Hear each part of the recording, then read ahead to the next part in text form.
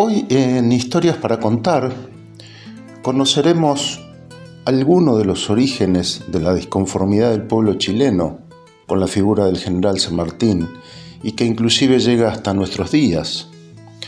Luego de la derrota de Rancagua, en la que O'Higgins pierde y se refugia junto a los hermanos Carrera en Mendoza para formar parte del ejército de los Andes, mientras los Carreras tomaban distancia de San Martín y hasta se ponían en contra, O'Higgins hacía todo lo posible para volver a recuperar el gobierno de Chile.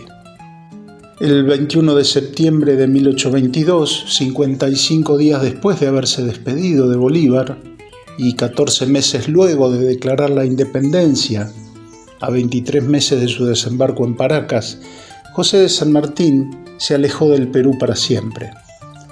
En una carta dirigida a Simón Bolívar, le expresa: «He convocado al Congreso para presentar ante él mi renuncia y retirarme a la vida privada, con la satisfacción de haber puesto en la causa de la libertad toda la convicción de mi patriotismo. Dios, los hombres y la historia juzgarán mis actos públicos». El 13 de octubre llega a Valparaíso, donde es recibido por el ministro de Guerra de Chile, don José Ignacio Centeno, y el general Ramón Freire, en representación de Bernardo O'Higgins, quien no pasaba un buen momento en su gobierno, hackeado por la oposición política liderada por el mismo Freire. Ambos, Centeno y Freire, subordinados suyos en la campaña del cruce de los Andes. Centeno había sido un hábil colaborador en el Plumerillo y fue designado secretario general del Ejército de los Andes. Luego de Maipú, ya como ministro de Guerra, se le encomendó la creación de la Marina de Guerra chilena, lo que hizo con acierto. En el momento del arribo de San Martín, también ejercía el cargo de gobernador de Valparaíso. Ramón Freire había sido el jefe del fuerte San Carlos en Mendoza y por lo tanto le tocó organizar el conocido parlamento o consulta con los indios puelches y pehuenches, en el que San Martín había pedido permiso para pasar por esa zona hacia Chile, en aquella estrategia de guerra de Zapa. Luego Freire sería el jefe de la columna que cruzaría por el Paso del Planchón, el más austral de los 6 caminos elegidos para la invasión trasandina. El Libertador llegaba a un país conocido, gobernado por antiguos camaradas.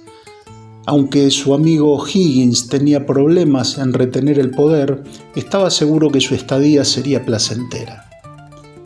No imaginaba hasta qué punto había cambiado la percepción de su imagen en el pueblo chileno, fruto de la terrible campaña de desprestigio llevada adelante por Cochrane y las muertes de los 3 hermanos Carrera y el patriota Manuel Rodríguez. Todas muertes atribuidas a sus órdenes, pese a que ninguna de ellas dependió de su decisión. También contribuía a tal situación su cercanía con O'Higgins, quien había caído en la consideración del pueblo. Su estadía de 4 meses en ese país lo encontraría la mayor parte de ese tiempo postrado en cama, fruto de sus padecimientos físicos anteriores y un contagio de chavalongo, una especie de tifus, y sintiendo muchas veces el rechazo de la sociedad chilena, en quien había calado hondo los adjetivos usados constantemente por el almirante Cochrane en la defenestración de su figura. Pregonaba que era un ladrón, un cobarde, un ambicioso, con la intención de usurpar la suprema autoridad del Perú, intentando proclamarse rey, reducir la flota chilena, recibir y premiar a desertores del ejército chileno, de poner las fragatas Prueba y Venganza bajo la bandera del Perú y de demostrar actos hostiles a la integridad del pueblo de Chile.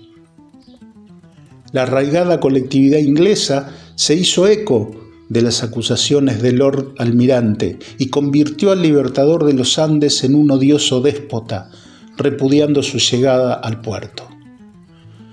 Me llegan noticias esta mañana de que San Martín ha sido arrestado y que, habiendo pretendido introducir de contrabando cierta cantidad de oro, este ha caído en comiso. A mediodía, lejos de haber sido arrestado, 2 de los edecanes del directorio han venido a saludarle. Además, el fuerte saludó su insignia.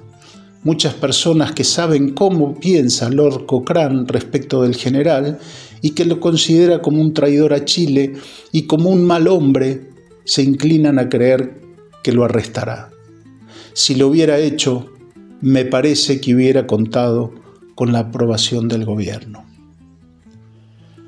Este fue quizá uno de los principales motivos, su enemistad manifiesta con Lord Cochrane, jefe de la columna naval que llevara al ejército de los Andes para liberar al Perú.